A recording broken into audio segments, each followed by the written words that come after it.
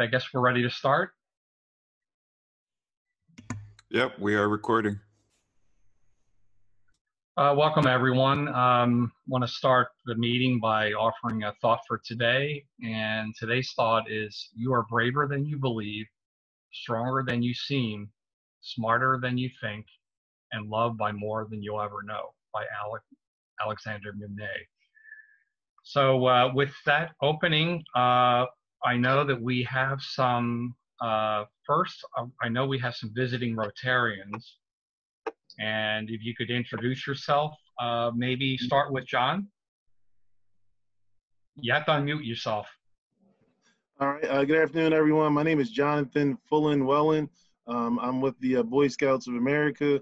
Also, I am the president of the Southwest Philadelphia Eastwick Rotary Club. And I'm excited to join you guys. We just did a project with you this past Saturday. Okay, great. Yeah, and we're going to hear from you a little bit later. So welcome, John. Good to see you again. We also have Francine and your husband. That's correct, Francine and Patrick. And we are virtually visiting you again from Little Rock, and very happy to be there. And we are members of the Little Rock Metro Rotary Club in Little Rock. Great to have you. All right. Do we have any other guests? All right. Jay, I was expecting my friend Lee Brobadani to join. She's attended before, so I'll let you know when she logs on. Perfect. Thank you, Lisa. All right. So with that, our next section, we try to have a little bit of interaction with our members. You know, it's so difficult now with not being meeting in person. So we like to provide some time when we can converse back and forth. And Lisa's been doing a great job. And this week we have a specific question to ask and get some feedback from everyone that's here. So with that, Lisa. Okay. Today's question has to do with the quarantine and the lockdown period. And if you feel that you've gotten better at something as a result of having more time to learn it, work on it, practice it, whether it's a musical instrument or a hobby, or your patience, has improved during this period of time. So I'll begin and say that what I've gotten better at over these last several months is video editing. It's a skill that I've studied back in college when we were on video tapes.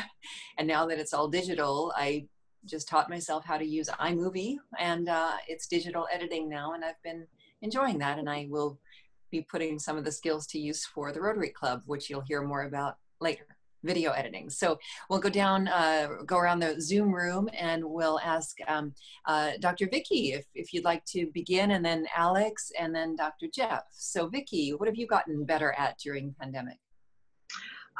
Excuse me. So everyone can hear me, right? Yes. Unmuted? Okay.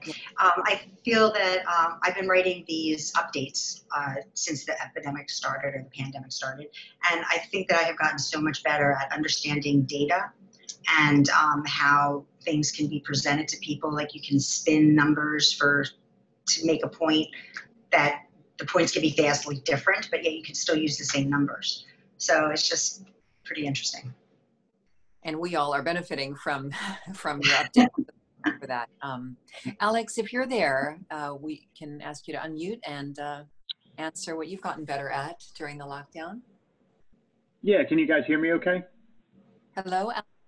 Yes, we can hear you, yeah. Okay, perfect. Yeah, so for me during quarantine, I think twofold.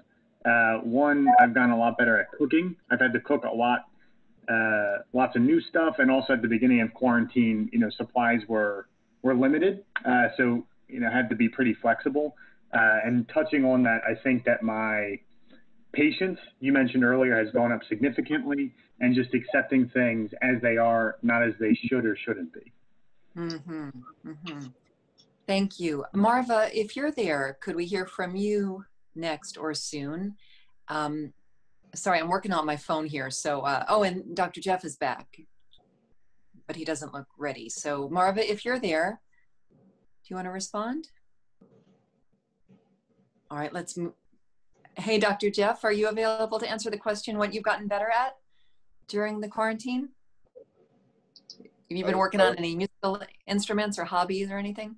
I was going to say I'm getting better at Zoom, but I just forgot where the mute was. Actually, so no hobbies. Well, I don't even know anymore. Just trying to budget my time better right now. Thank you. All right. So again, I'm all out of whack here because my laptop broke. So I'm just using my little phone screen here. So let's see who's on the screen next. How about President Jay and then Kira and Hideko? Yeah, I would think for me, probably resilience more than anything, because this pandemic has thrown so much everyone's way. And a little like Alex, to try to let certain things that don't go your way, just sort of let it go and move on and try to adapt to the changes that are happening daily. Apparently the dog agrees with me too. Thank you. We'll have to meet him or her one of these days. Yeah. Akira and Hideko, would you like to tell us, you can unmute and tell us what you've improved over these last several months? I'm just something new to me was I started attending Bible class to find out what the gods are all about. And I'm learning something about the God through Bible class. Oh. At the age of 90, first time in my life, I thought about the God seriously. So it was interesting to me, so I will continue my research on this. Hideko, are you okay? She's eating lunch. Enjoy your lunch, yeah. Okay. Okay, well, thank you. Thank you. Nice to see you both. Moving on to Chris Coffer. Is there something you've learned or gotten better at? If you can unmute, Chris Coffer, if you could, yeah, hi. I don't see any positive things in this situation. We're taking it, but I don't want to brag of anything that is highly positive. There's too much negative in the whole situation that overlaps everything. But we're happy that we're healthy, and we hope to carry on until this ends. Understood. Thank you. Okay. John Fullen-Wellen, would you like to answer the question of the day, which is, have you improved a skill or gotten better at anything during this quarantine period? Well, I will say since we are working from home, I've been able to cook a lot more and, work more with the kids. I have 3 kids, so spend a little bit more time with the family. All right. Thank you for that. Rosanna, we can move to you, and then the Batoris, and then Oscar. Hi, Rosanna. Hi. Well, I am at Longwood Gardens with Louis, so the backdrop is a little bit different.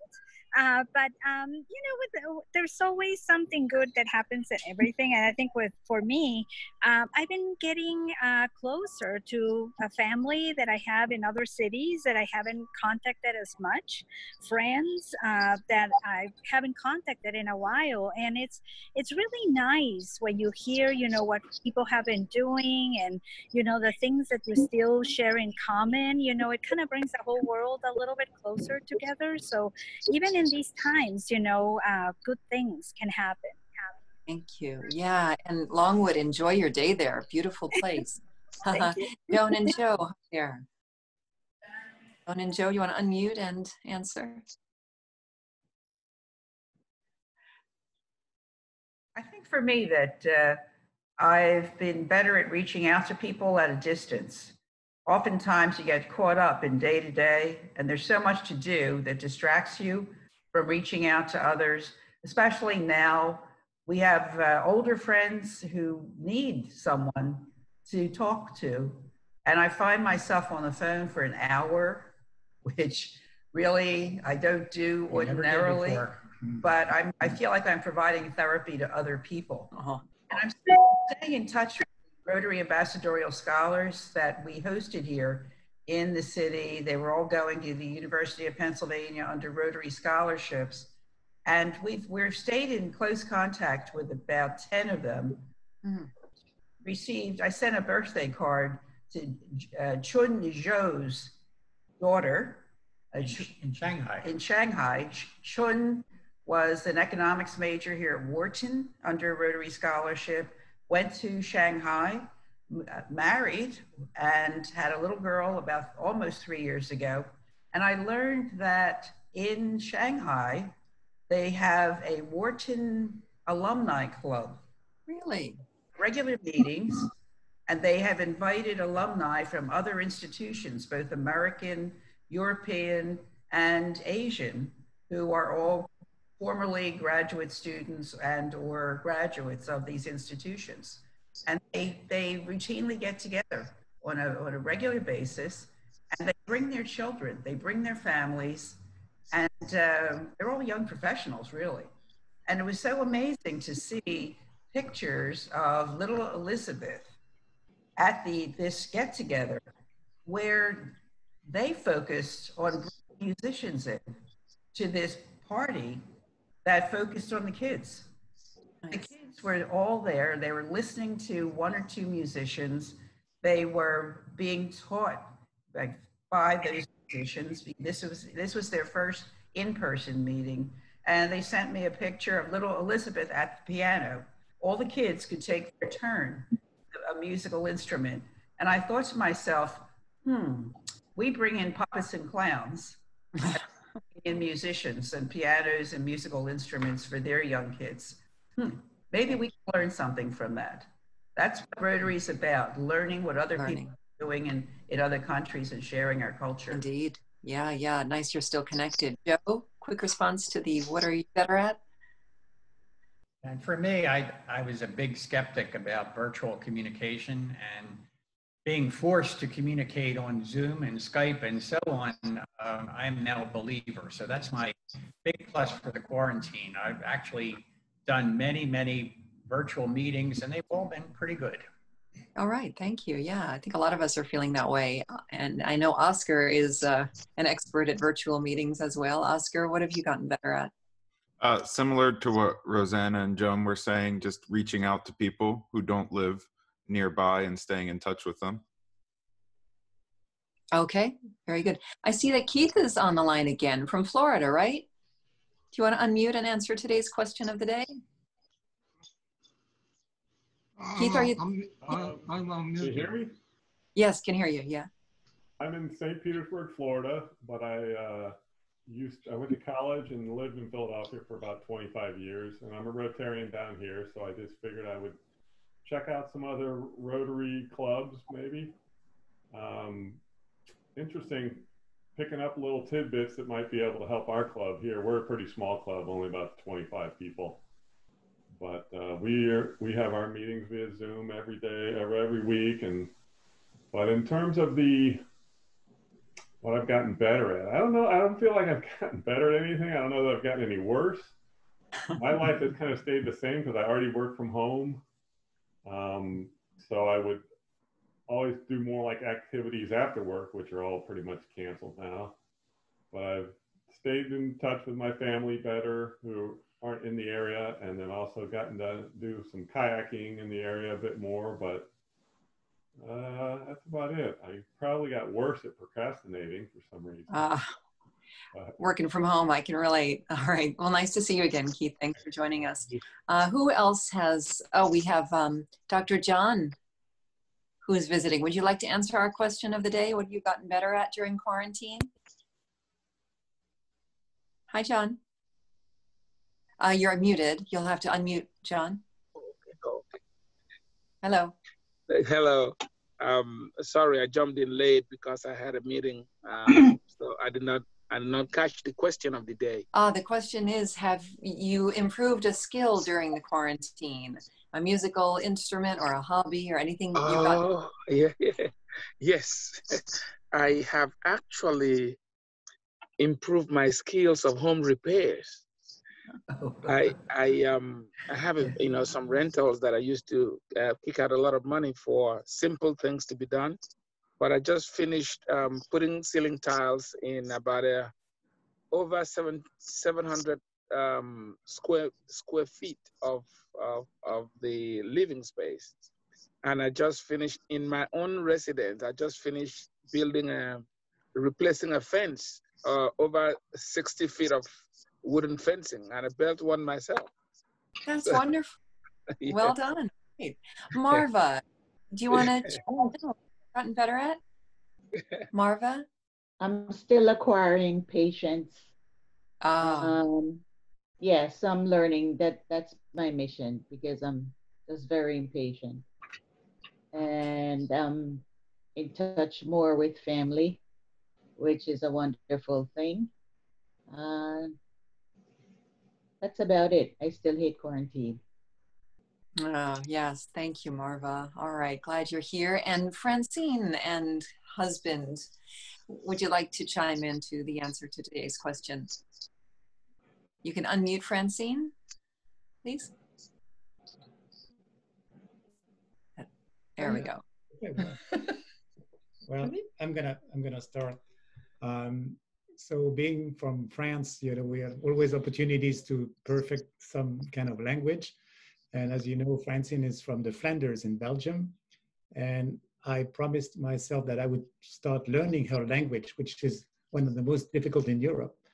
And I've been sticking to it pretty diligently for the last couple of months.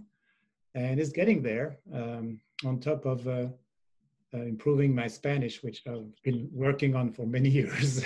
Oh, wonderful. Something that I'm using Duolingo because it's free. And I'm proud to say that as of yesterday, I was in a streak of 213 days nonstop. Very good. That's a beautiful quarantine. You have no excuse for missing one day. Trying to look at the bright side of the quarantine. That's why we're doing some of these segments. Francine, anything for you? I would say I've been actually doing the language also, Spanish and German, because German was such a long time ago, so it's been fun. And I have been rowing far more, so I'm actually managing to hold myself pretty well now when I go out there. And I have always thought counting was a very American thing, at least in the South here. And I had never had time to do that, so I am now a canning queen. Oh, wow.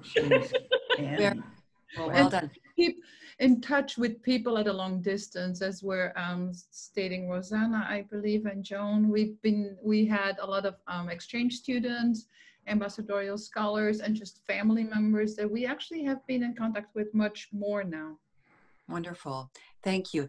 The only other screen that I see is iPhone. Who's ever on the iPhone, if you care to chime in. Oh, that's you, Rosanna. Okay. Sorry about that. Okay. No problem. You can. Then, Jay, I think we've heard from everybody. Thanks. Okay. Thank you, Lisa. Appreciate it very much. And Rosanna, now that Carol heard that you went to Longwood Gardens, I think I'll have to take a trip there soon, too. Thank you. Okay, so now we're at club announcements, and there are a number of things that are going on, but I'd like to start first, and that I'd like to review a few things. Keeping in the theme of working virtually and communicating virtually, I want to point out a few things first on our website. And then Lisa's going to talk about our YouTube channel. So first, Oscar, if you could help, could you possibly bring our website up on the screen share? Sure, give me 1 second.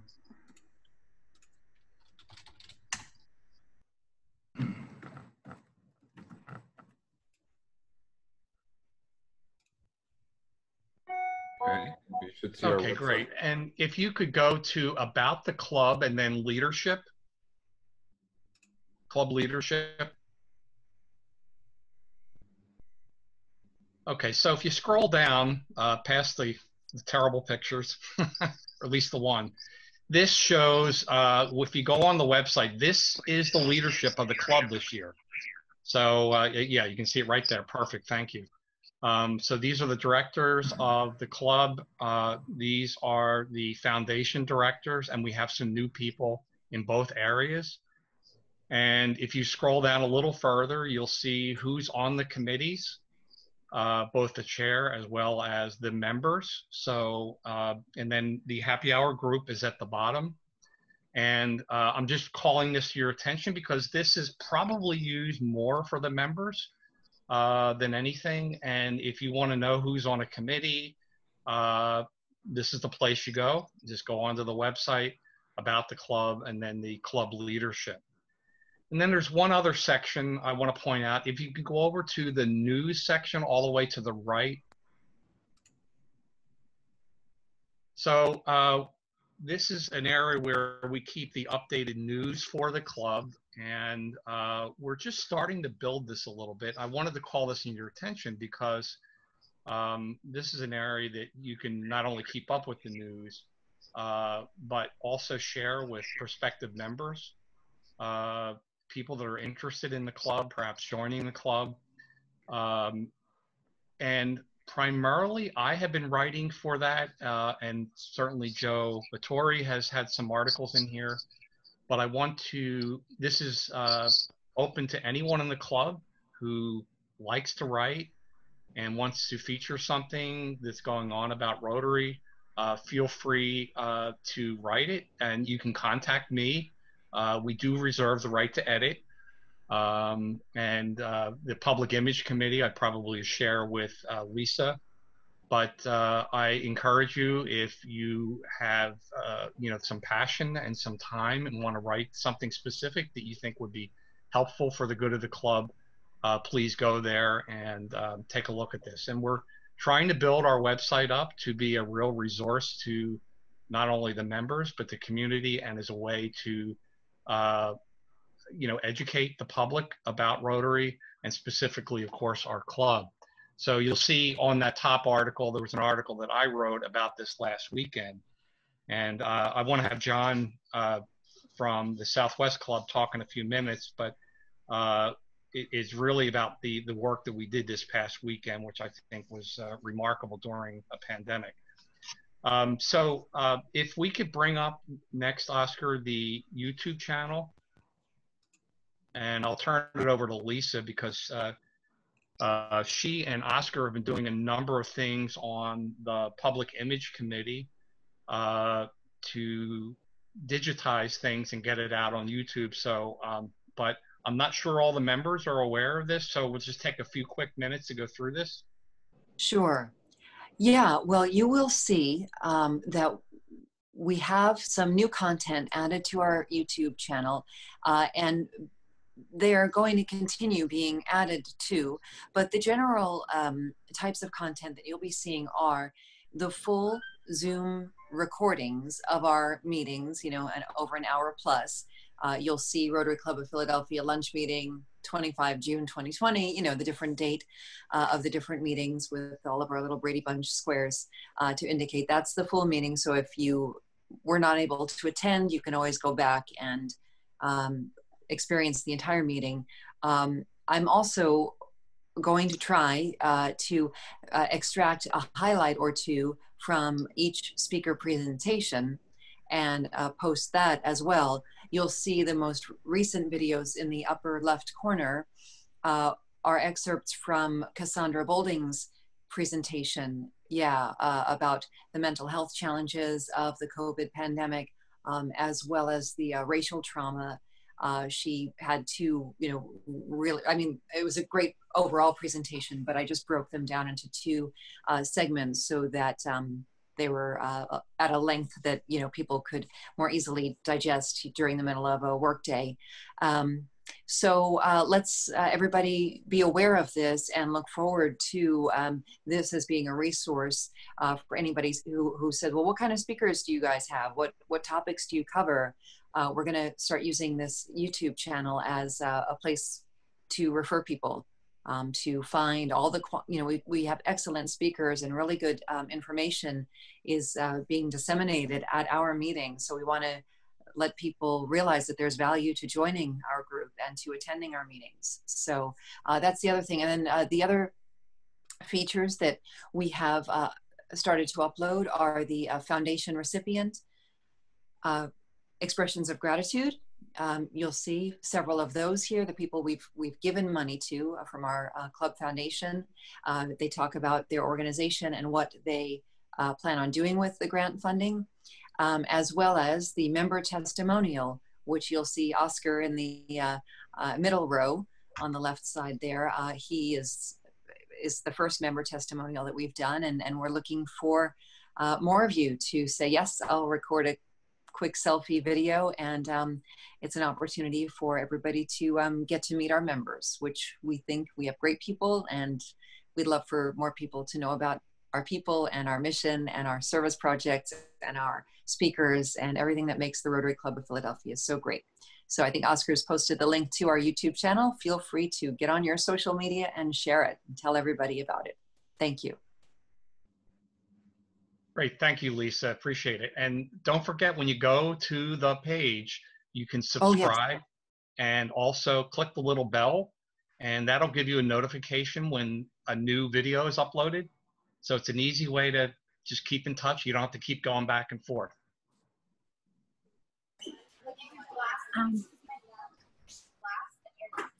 Is that a question? I would like to share something. This coming week, sometime this week, I believe the whole club is going to be receiving an email. And it is an email, several of us are on the Strategic Membership Committee. And what we are trying to do is we are trying to invite prospective members to our club so that they can join us.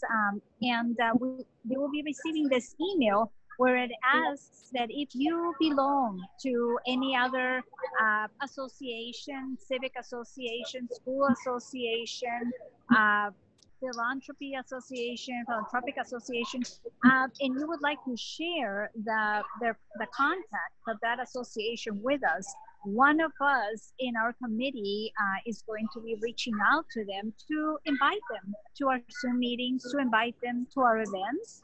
And hopefully with this, we can establish a link with other clubs, other organizations in our area. So if you do belong, I thank you in advance and all in our committee for sharing that information with us. Thank you. Thank you. Okay, this past weekend, we had a couple different events. One is Friday night, we had our bingo night. And Kelly's not on the call today. Oscar, do you want to make any comments about Friday night's event? Just thank you to everyone that came out. We raised approximately $1,600. $1,035 was from ticket sales. So thanks, it went very smoothly. It did, it really did. So we're waiting to get the checks processed, and the plan is to go and deliver the check. Take some photos. We're not going to just mail it. I know I'm going to go. Oscar, if you can go, that would be great. We'll talk about that at a later time. I don't think Kelly can make it, but we'll take care of that. And that was for the community center at Visitation in Kensington. The next day, we worked with or helped the club, Southwest Philadelphia Eastwood Club. And Jonathan, as president, do you want to just comment on what happened and how it went? All right. Well, first and foremost, I do want to say thank you to the Rotary Club of Philadelphia. Thank you to your Happy Hour Club, President Jay, Megan, Olu, and Virginia, who actually stayed to the very end. I think it was a beautiful event that we held. We were able, with your support, to get enough funds that we can actually get goods for 100 families in the Southwest Philadelphia community, and we actually were able to distribute about 200 bags of food to those in need. So again, on behalf of the Southwest Philadelphia Eastwick Rotary Club, we say thank you. On Saturday, July 25th, the weather was beautiful. Our clubs were able to aid and assist 100 families in the Southwest Philadelphia community by collaborating. Someone just tried to call me, my apologies. By collaborating with the Rotary Club Philadelphia, we were able to achieve our goal and do a project that was new to our club and beneficial to those in need. Unemployment was at 15% before the pandemic for the individuals in the Southwest Philadelphia area, and things have gotten significantly worse and the need is still there. With your assistance, we were able to help those families, and we are grateful for the opportunity. Please keep us in the loop with future projects. Great. Thank you, Jonathan. Appreciate it. And I want to make note that they were very, very organized, and they had all the food out on the back of their cars, and we each grabbed 2 bags, and I was one of the first people who didn't do it right. So I was corrected on how to distribute the bags. So they were very organized about it, and it was really fun. Thank you. All right. Are there any other club announcements before we move to today's speaker? Jay, I just wanted to say that you may not have realized, when you saw the introduction to the meeting, all of those photos that showed people in Rotarians at work shirts and cars with their trunks open, and that long table, multiple tables with all of those bags of food, that was from the Saturday event. And Jay, I don't know if at some point we can repeat that, just so that our members can pay a little more attention to what they were seeing and understand the magnitude of that project. And Jonathan, a question for you. I guess the number of volunteers total that turned out for that, how many did you have eventually? I want to say we had just about 20 volunteers who actually came out and supported the event this past Saturday. Good. I'm glad that we could help. It's a great project and a very, very needy part of the city, as Jonathan has mentioned. Not only is unemployment extremely high there, but there are other issues that make this, I guess I've always called the Southwest Philadelphia Eastwood Club our missionary club. So Jonathan, congratulations to you for your new presidential year. Wishing you all the best. Thank you. We're currently at 6 members, and we're looking at 3 prospective members who have just submitted an application. So. Great. Yeah, I think a couple of them were there, right? One was. Yes, sir. Yes, sir. Larry. Yeah, everyone was present. Yeah, great. Thank you. All right. If there are no other club announcements, I want to move to our speaker. Today's speaker, you know, it's always nice to have one of our own speak, no matter who it is. But I'm really happy that Dr. Vicki Bralow is here to speak again on the COVID-19 pandemic, because she brings a perspective from the medical community, what she sees in her practice. And it would be good to hear, you know, I remember she was probably one of our first speakers, or maybe the first, when we went virtual.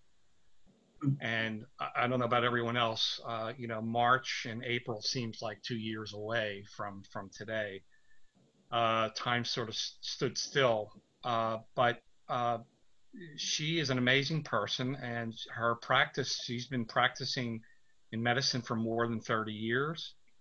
Her hospital affiliations include Pennsylvania Hospital and Thomas Jefferson University Hospital. And she was recognized as one of Philadelphia Magazine's top doctors in 2018 and 19. And she's been featured on several television shows for that honor. So without further ado, I'd like to turn it over to Dr. Vicki Bralow. Thanks, Jay. Boy, I'm going to have you introduce me to all of my talks. So hello everybody. I had asked if I could share my screen, and I'm not exactly sure how I should do that. Maybe. Yeah, so you should see a button at the bottom of your screen. It's green. It says share screen. Okay, oh, there you go. How does that look? Can people read this or no? We're not seeing it yet. We're not seeing it yet. Okay. All right. So it says my entire screen. Yes. Right. Share.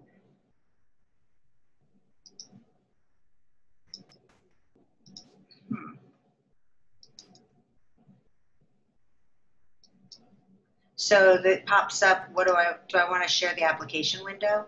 You should just pick share your screen and then just hit share at the bottom right. It's not letting me hit share. You have to select one first. So All right. Okay, I just did it. There you go.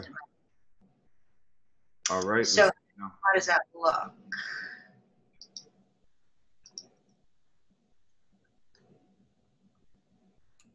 Yep, we see it. Okay, cool. All right, great. So I just thought that I would give everybody a little trip through the numbers here for a few minutes, just because I've been keeping track of them and I find them fascinating. So I did, once a month peak here, and at the beginning in March, when I started tracking these, well, before I even look at the numbers, I want everyone to realize that in Pennsylvania we have 12.8 million people. Philadelphia, 1.54 million people, and in the United States, 328 million people. One of my pet peeves is when the media starts comparing numbers and they don't take into account the fact that France is the size of Texas. And they act like France's numbers are this and the USA is that, and it's crazy. It makes people nuts. So anyway, just so you get an idea of the amount of people that we're talking about. At the beginning of March in Pennsylvania, there were only 371 positive cases and 2 deaths. Philadelphia had 85 positive cases and no deaths, and I hadn't started tracking the country yet. And then a month later, we went in Pennsylvania from 371 to over 32,000, and we had about 1,100 deaths. Philadelphia was up to 9,000 deaths with almost 9,000 positive people with 365 deaths. And I started recording the US where we were over 761,000 positive people and 40,000 deaths. So at this point in April, we were actually doing about 150,000 swabs a day to see whether or not people were positive. And in the media and what the physicians, myself included, was telling everybody was the way that you stop passing this virus is by washing your hands. And this is when everybody was seeing, all over the place, wash your food, wash your packages, wash your hands, don't touch your face. It was all about the hand washing. And that's when the hand sanitizer and the Clorox wipes became a commodity. No masks were recommended, and they were in fact told not to be worn because you touched your face a lot when you wore masks, and that passes the virus. Fast forward another month, and now Pennsylvania is up to about 67,000, almost 68,000 positive cases, and over 5,000 deaths. Philadelphia, we were up to over 21,000 with about 1,200 deaths, and the country was up to over 1.5 million people that were positive and almost 98,000 that had died. Now, we had jumped in 1 month from doing 150,000 tests a day to over almost 14 million total tests.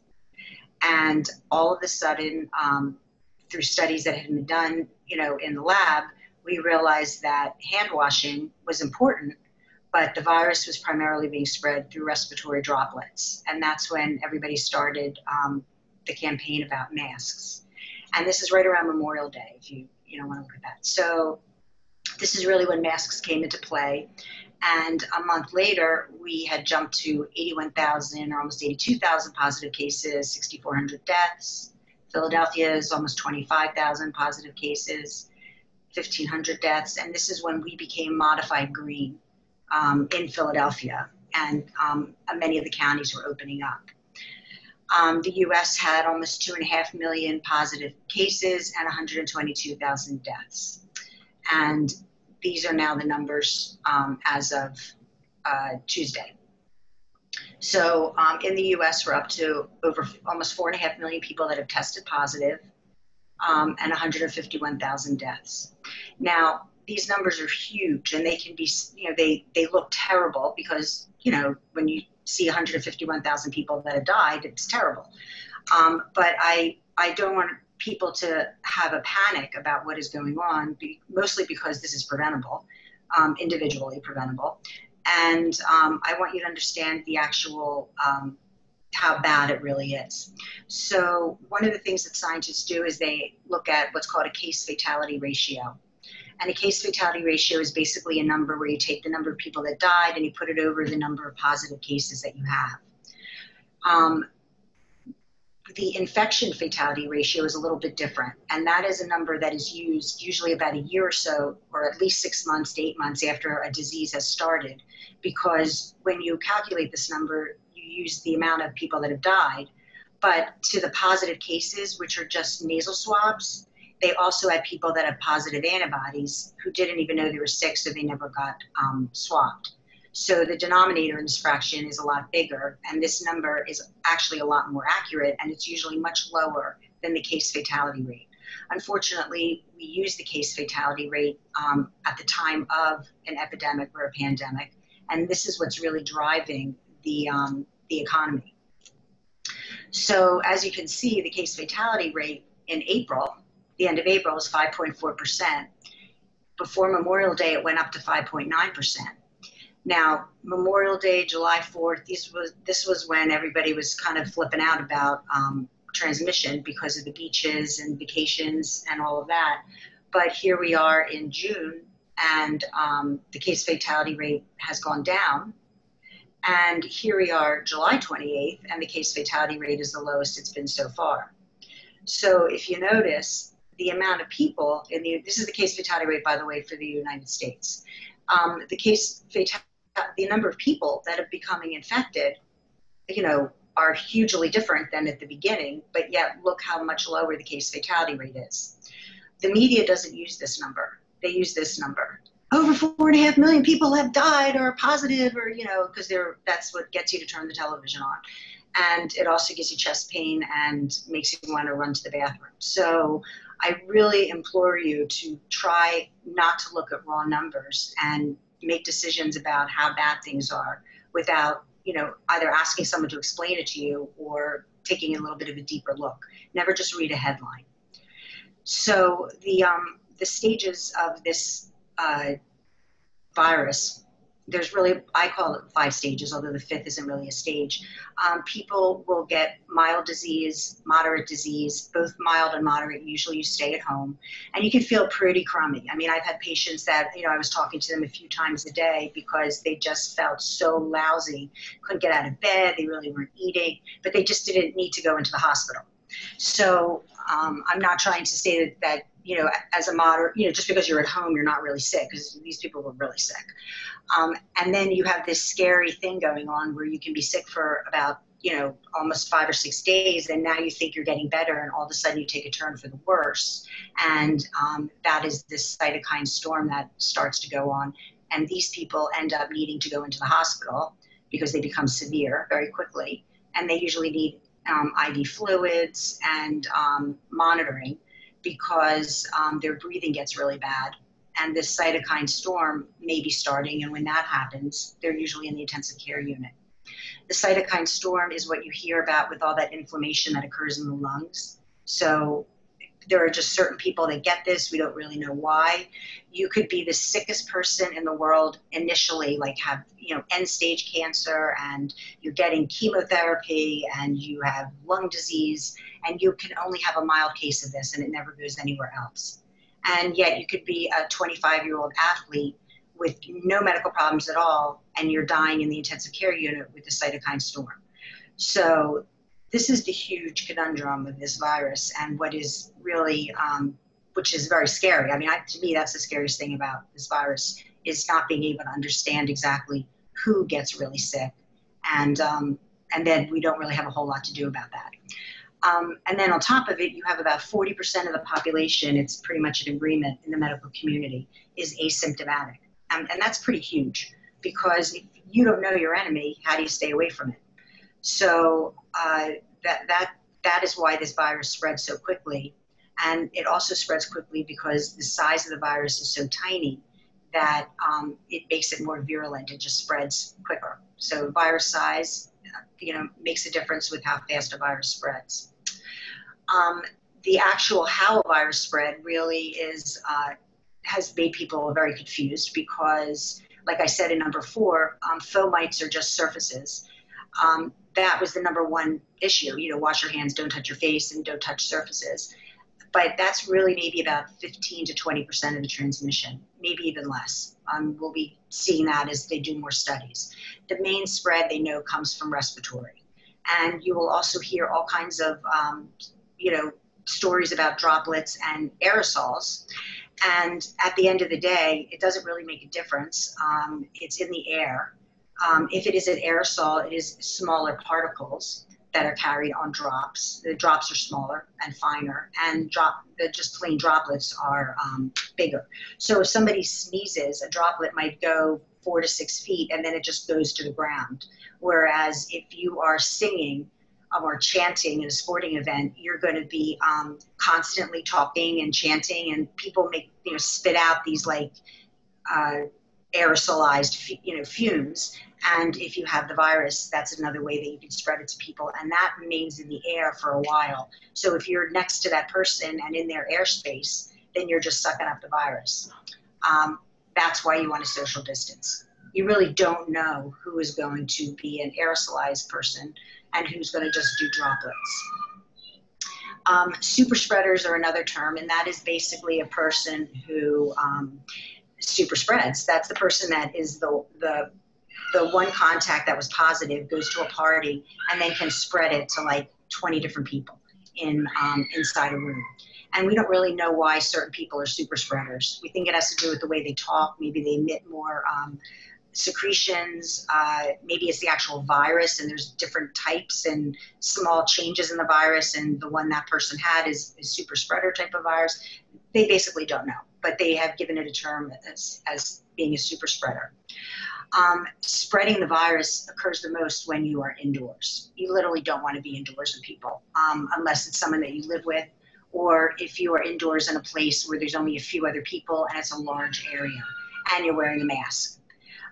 Anything that you can do outdoors, even if you're visiting family and friends, sit on the porch, go to the backyard, go inside to go to the bathroom and come back outside again.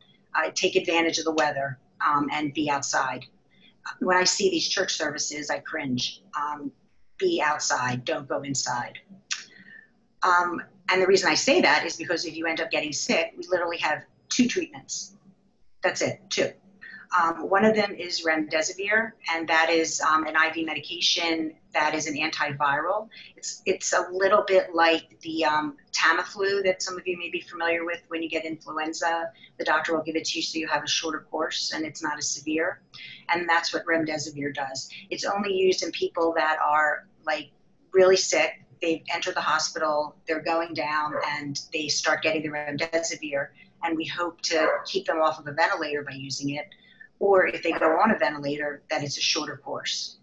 So it's still pretty crummy. You're pretty sick, you're on a ventilator, but it is definitely something that helps people recover. Dexamethasone is basically a steroid, and we use that in all kinds of situations. You don't want to give this medication early in the course of the disease because you don't want to suppress the immune system, because the immune system will help fight off this virus. But you do want to use it IV, big doses, if you go on to get that cytokine storm, because it will help to block it, and that really does help people a lot. We just recently started using dexamethasone. Proning is something that we've used in the intensive care units for years.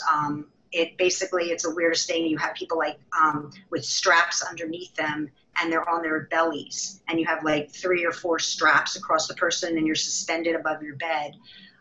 And by doing that, all of your fat and everything falls forward, and there's less pressure on your lungs. So anything that helps your lungs to expand by using gravity, that's what we're doing, helps to keep people off of ventilators. And they do that a lot with this particular disease, because a lot of people were heading towards ventilators. And they have actually cut the amount of ventilator use significantly by proning people. There are many, many treatments to block this cytokine storm that are in the works. They're doing studies. It has only been a couple months. In the fall, they're expecting some really major treatments that may completely change what we, how we think about this virus. And then, of course, there's the vaccines. Moderna's vaccine, which I think is in partnership with AstraZeneca, they just started a trial of 30,000 people. They have 15,000 people they're giving salt water to, 15,000 people they're giving the vaccine to. And they are waiting until 150 people develop the disease in the unvaccinated group. And then that's when they'll know that the vaccine is working if the vaccinated people aren't, developing the disease. And they figure that is going to be finished by the end of the year. However, then we need to actually figure out who gets it first, and it needs to be, given out. And I actually personally don't think that we're going to be seeing the benefits of the vaccines in the general population until the late spring. I don't think before that. I think we're in for this until next summer. So that was kind of bad news.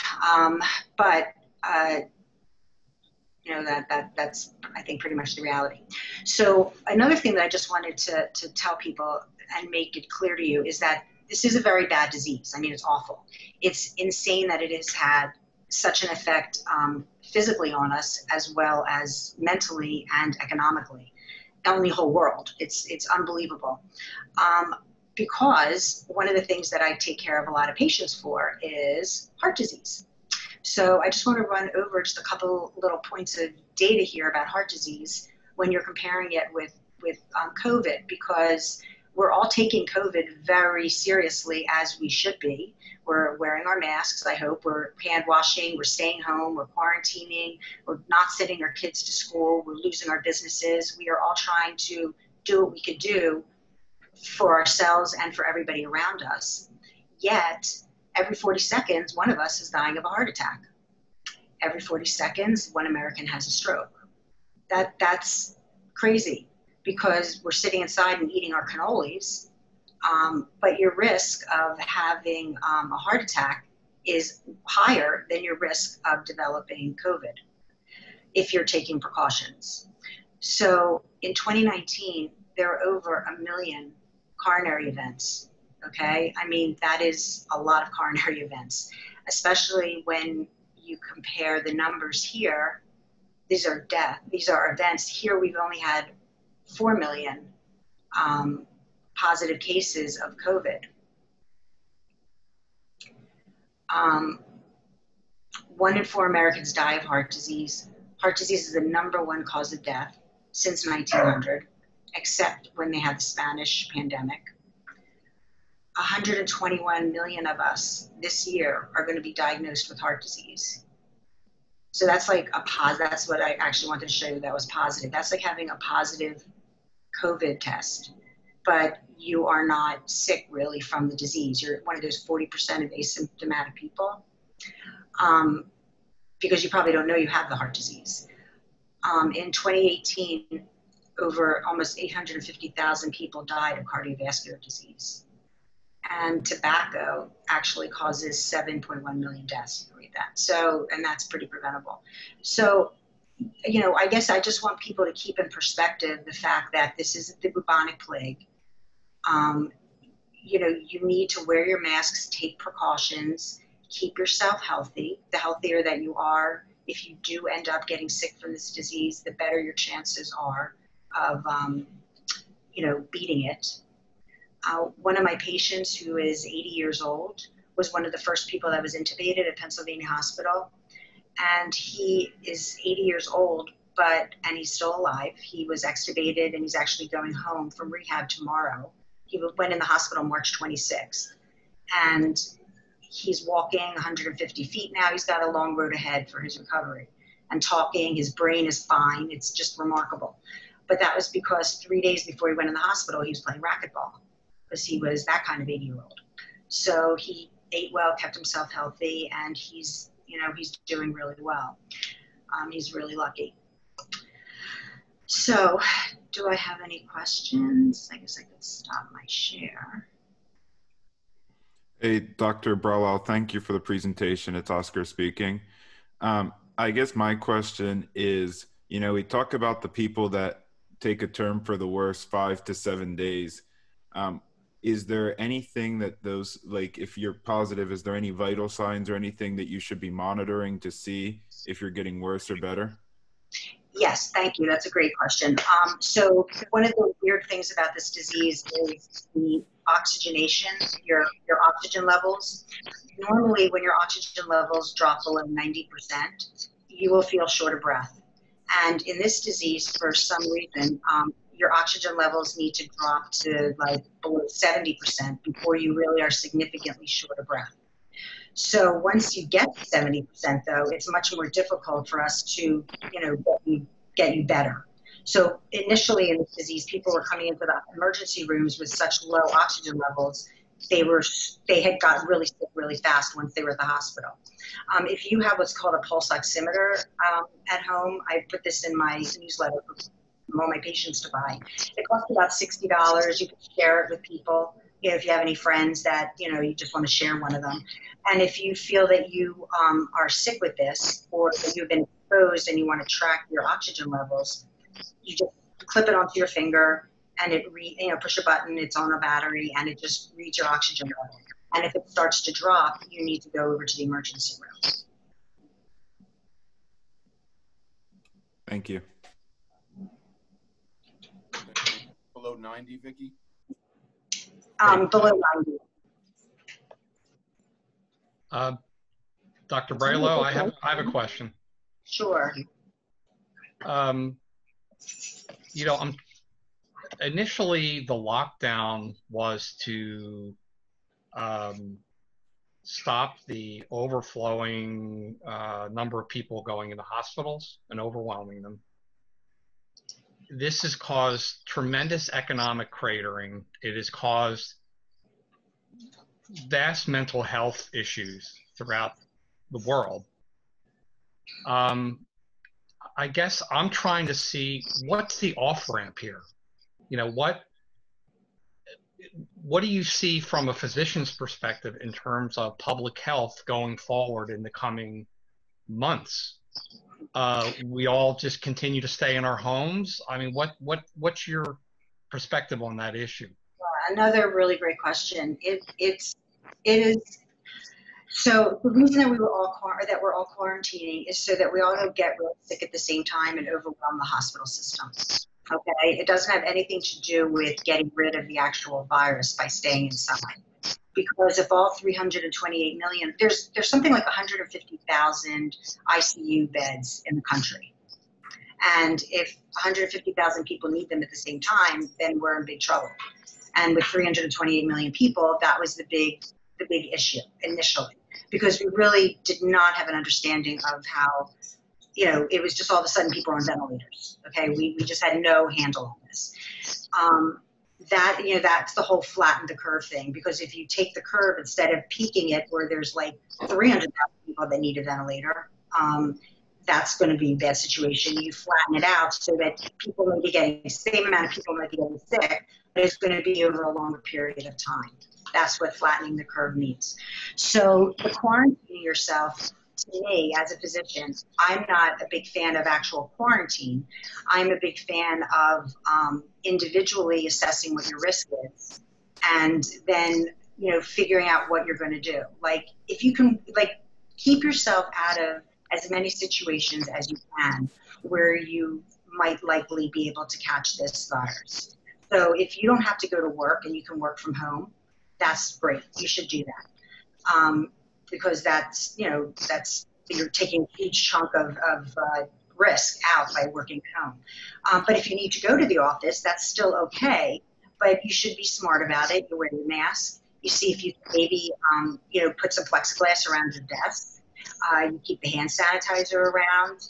You stay away from people. You know, it's still not the time to go into the break room and lower your mask and chat with your friend, because that's going to cause problems for you and your friend maybe. And, you know, you just still need to be careful.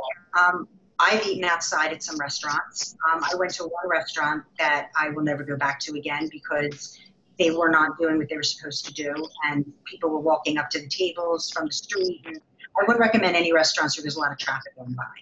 But, you know, there are restaurants that are out of the general, you know, walk, and, you know, the tables are really spaced apart. You're outside. Everyone's wearing masks. Like, you know, you can tell. You feel, you know when people are doing what they're supposed to do. I would never go to a movie. I would never go to a show, whether they're open or not open, right now until I get vaccinated. Once we're vaccinated, that's really when your life is going to return more to normal, unfortunately. Or if there's a treatment that stops that cytokine storm. Because even though the public health system would like you to believe that you should continue to quarantine until you don't get sick at all, you know, which if you get this virus, you could get sick, you know, just moderately sick. I personally would be okay with going out in the world as long as I know that I'm not going to be on a ventilator. I mean, if I get really sick, it's like the flu. I get really sick from the flu, and nobody stays at home and quarantines themselves from that. So that is really what I discuss with my patients. I have a lot of teachers right now who are very concerned about going back to the classroom. It's pretty fascinating to me how different all the school systems are handling this. I mean, my daughter is a teacher in Lower Merion, and they're just telling everyone that everyone's going back full time, like normal, but with masks, which is insane. And that's it. So they're all freaking out. The parochial schools have some great ideas, and they're sending everybody back, but with, it appears to be good support. And the public schools are just not doing anything because they're just going to, try to do an online program, right? We all know that. That's going to be all year. They say in November they're going to stop that, but they're not going to. It's going to be, your kids are going to be online all year in the Philadelphia public schools, because the teachers union is in no way going to let the teachers go back to school, in a building where they're telling you they've replaced the ventilation systems or replaced the filters, but yet they still haven't cleaned out the asbestos. So, that's my thought on the schools. I mean, my employees, I tell them to plan like your kid will be home. Okay. Dr. Vicki, I have a question regarding the crowded city streets and walking behind people. You're sort of like following people who might be leaving a trail of something. Is that a risk, or is it the fact that we're outdoors, then there really is no concern if I'm sort of just walking right behind somebody who may have it? Yeah, it is. I mean, if you're going to be behind somebody and be in like their plume, if they're not wearing a mask, okay, and or they're wearing the mask improperly, then that is an issue. But you really need to be in somebody's respiratory cloud for a good 5 to 7 minutes. Okay, so just like 30 seconds or something like that. Don't freak out if people walk by you without masks, or they're jogging without masks or biking. You will not catch it from that person. Even if the only way you will catch it from a person like that is if they sneeze and one of their droplets lands in your mouth. I mean, that's right. I mean, how often does that happen? When someone is walking by you, okay? You're not going to get it from their breathing in the air and then you walking through their breath, of cloud of even if it's a cloud of virus. You have to actually stand in it for a good 5 to 7 minutes in order to inhale enough of a load to start the reaction going in your body. That clarifies. So, and I say that because that's a really good thing, because people get really upset. I've had patients call that, oh my gosh, I went to the door and opened it at the same time. The UPS guy was standing right there and he didn't have his mask on. And they were freaked about this. And I understand why, because I know what's there in the media, but there was no risk at all with that. Just slam the door away. And as a follow-up then, what language would you recommend we have or use if we are confronted by people who are not wearing masks and we're getting uncomfortable as a result? Yeah, I think that we need to be really honest with people, and sometimes it's better to just say to someone, do you mind, can you just put your mask on, or can you cover your nose? I'm just really nervous about this, or just be really honest. That, I think, works better than like backing away. And, the person feels like, hey, like what, they think I'm infected or something when I'm not, because you don't, you just want them to be safe, So I don't think there's anything wrong with asking somebody to put a mask on nicely. I mean, this is somebody that I'm engaging with. I wouldn't say it to somebody that's walking on the street that I don't know, that's just walking by me. I wouldn't say to them, put a mask on. The only thing that I actually would do when something like that is if I see a kid that's not in a car seat, I have been able to walk up to the car and say something to the person. But that's because the kid not in the car seat, But it's their business. If they don't wear a mask, they're just jerks. Stay away from them. Thank you. Yeah. I have a question. It's Marva. Yeah. Would you recommend flying on an airplane now? That's one part. And it's not clear to me. Did you say that COVID has caused cardiac arrest or more heart disease? So my thing about the heart disease was just to show you how much in America we have heart disease. The numbers are so severe, and I wish people would take that as seriously as they are taking COVID, because so many people have heart disease and we really just don't take that seriously. But that COVID can cause heart problems. this virus can go to every organ, and it's really actually not a respiratory virus. It's actually a virus that creates blood clots. And what happens in the lungs is you get a bunch of little blood clots, and that's what stops you from moving your air and ventilating and getting a pneumonia. It's not, it's a bit different than if you would catch another type of pneumonia. This is a blood clot situation. So you can get blood clots in your lungs, which can cause the pneumonia and does cause the pneumonia. And then a severe reaction called that cytokine storm. And you can also get blood clots in your heart and in your kidneys and in your legs. Can I have a question? Oh my God, this is doom. Can I put a question in? Sure. Oh, my second part was about flying. Oh, right, with the airplanes. So I'm actually writing about that tonight for my next newsletter. There was a big thing that a study that just came out about airplanes. They don't, you've heard that a few of the airlines here in America are not filling their middle seats because they're trying to keep the distance, right? So, but in Europe, they fill all the middle seats. I mean, that's not really a thing. Because when you're sitting next to someone with a mask, it doesn't, your risk is going to be the same if they're, they're saying the risk is going to be the same if there's someone in the middle seat. But in fact, that is not true. If you're going to fly, you want to get an N95 mask, okay, because that will protect you as well as protecting others. A cloth mask is a bit of a barrier for incoming drops, but an N95 mask is a much better barrier. So get an N95 mask and do not sit next to somebody on the plane. You have to fly. Find a flight where you are sitting and the seat next to you is empty.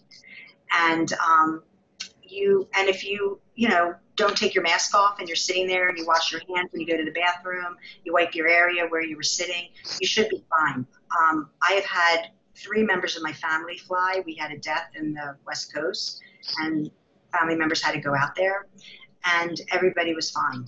They were really careful. The airports there's hardly anyone in the airports. Nobody's really flying. There's no reason to fly. You shouldn't be flying unless you have something that is, you just have to get to a place. Like for a funeral, someone that's dying is the reason for us. Vicki, remember when there was an epidemiologist who got infected on a plane and he thought it was through his eyes, so always wear glasses as well? Yeah, that's another big thing, and people are going to really wig out about this too, because Fauci, what was it, yesterday or the day before, was up saying, if you can wear goggles, you should be wearing goggles too. So now, everyone's like, we're wearing masks and now we have to wear goggles. Like, that's going to be all over the media, is wearing goggles, which actually is kind of right, because I don't know, it's a mucous membrane. You got 2 of them, and if the virus hits the eyes, it's the same thing as hitting the mouth or hitting the nose. So those of you with glasses are good. Goggles are for people that don't wear glasses. I actually wear a face shield in my office for that reason. I do not put a mask underneath my face shield unless I know if the patient is sick. I do. If they're coughing on me, or if there's going to be a lot of secretions. Like I know Jeff is. He suits up like an astronaut, I'm sure. Yep.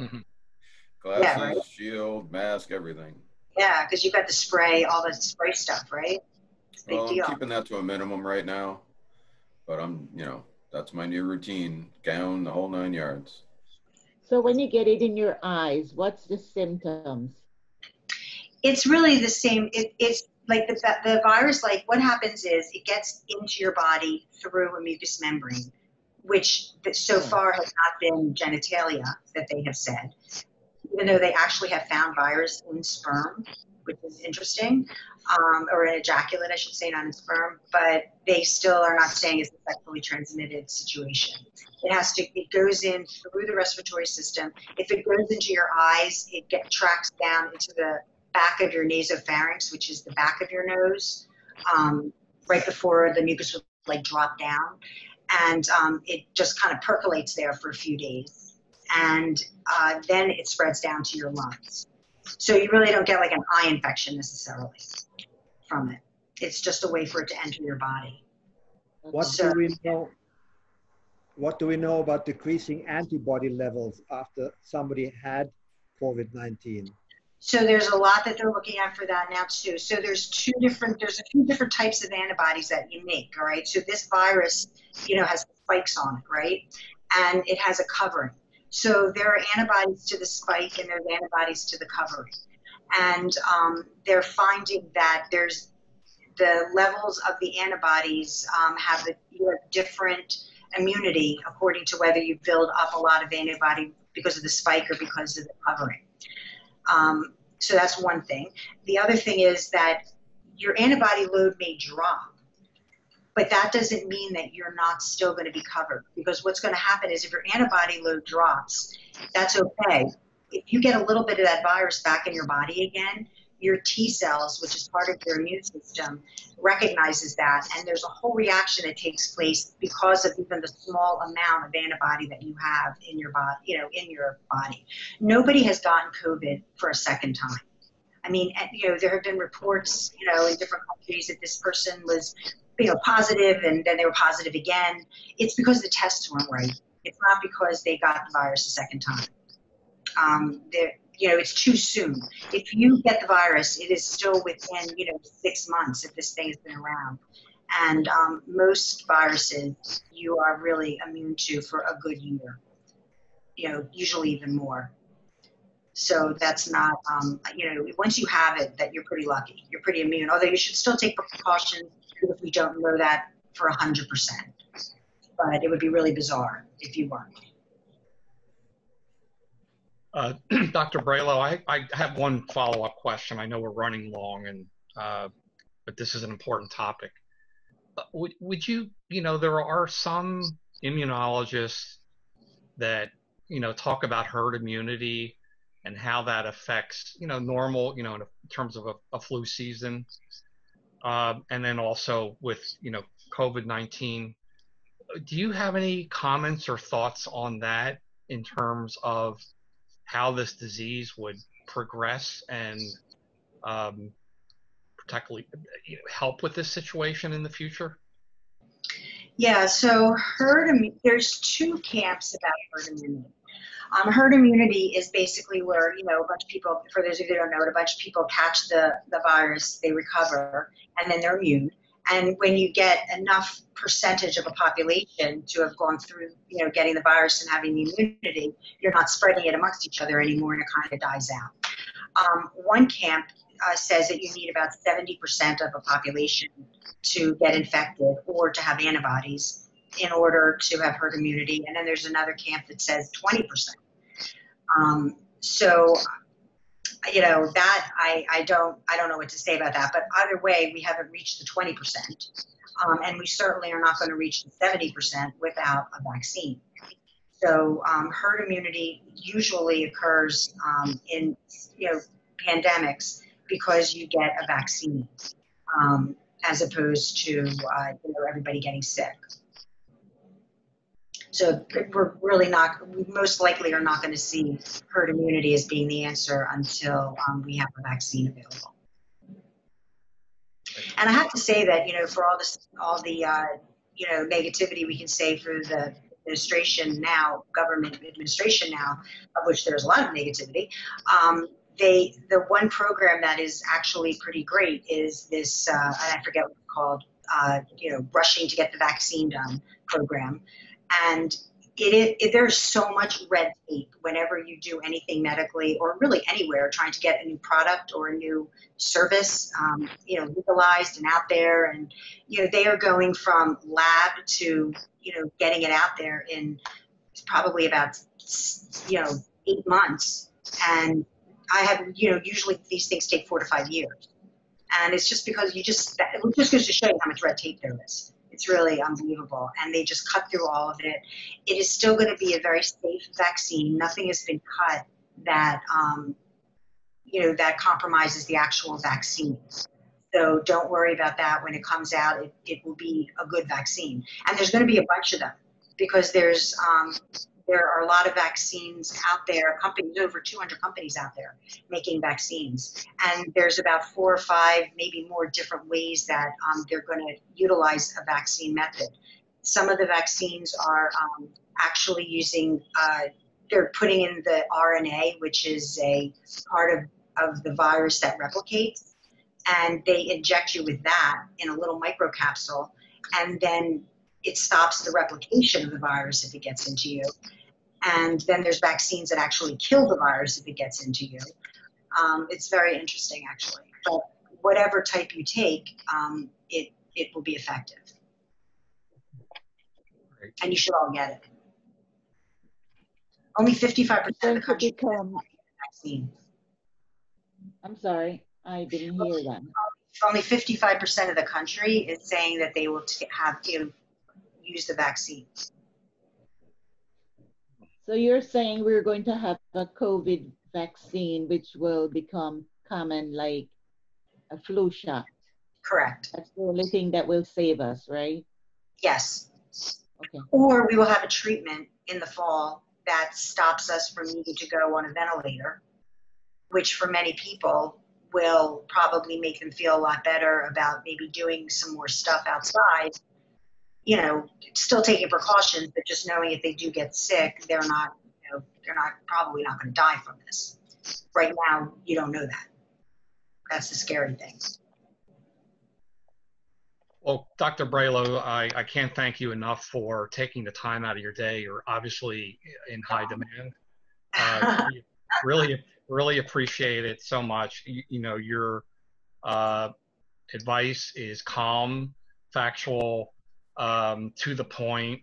You know, again, and it's so needed today because there's so much out there that's not that. Yeah, it's really scary. I wish this wasn't you know, an election year. I feel, you know, every time I'm looking at something that's, you know, blasted, I'm like, all right, so is this being said, you know, for Republicans? Is this being said for the Democrats? You know, it's just crazy. And then once you filter through that, you can actually look at the, you know, the medical behind it. You know, which it's really annoying for people. Yeah, I never thought I'd see a day when a virus is politicized, but here we are. Yeah. So, but again, thank you so much. And, you know, very appropriately, you know that Rotary International's effort to eradicate polio around the world has been its signature project now for 30 years. And as a small thank you, we're going to inoculate 6 children in your honor again.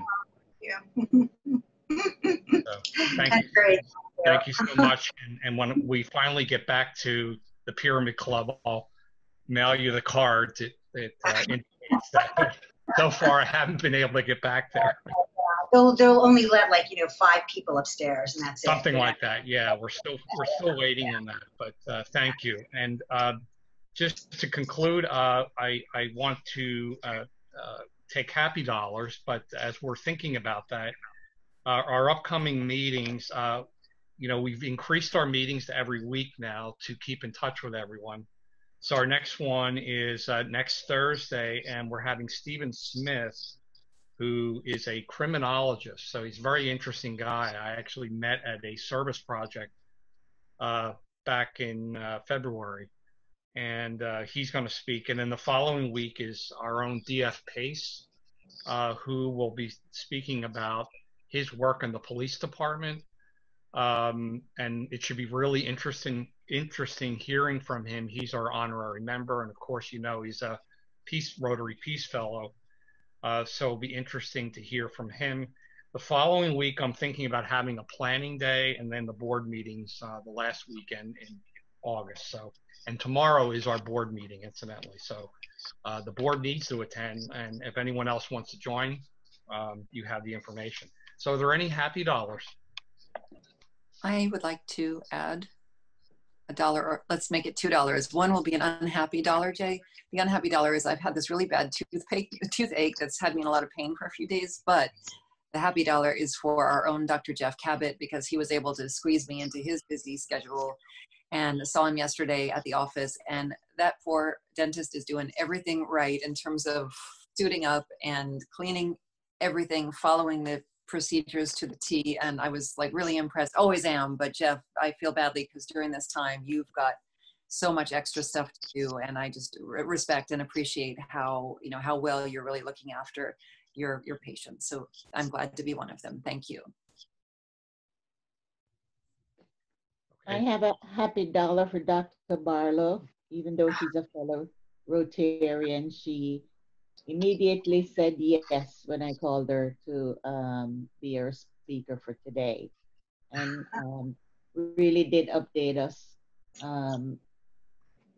Although it's kind of scary, but she provided us an update that was well needed. So happy dollar for her. Great. I have two happy dollars. One is for Dr. Bralow for, again, coming here and giving this great information. And two is for Dr. Jeff Cabot.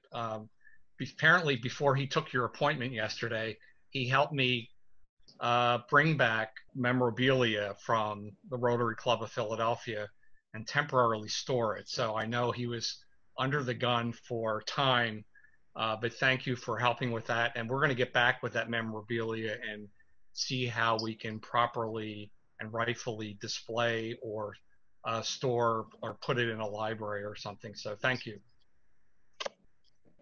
Are there any other happy dollars? All right. And I think that's it for today. I invite all of you to come back next week, next Thursday, same time at noon. And all of you have a wonderful week and be safe. You too. Thank you. Thank you. Bye-bye. Bye-bye.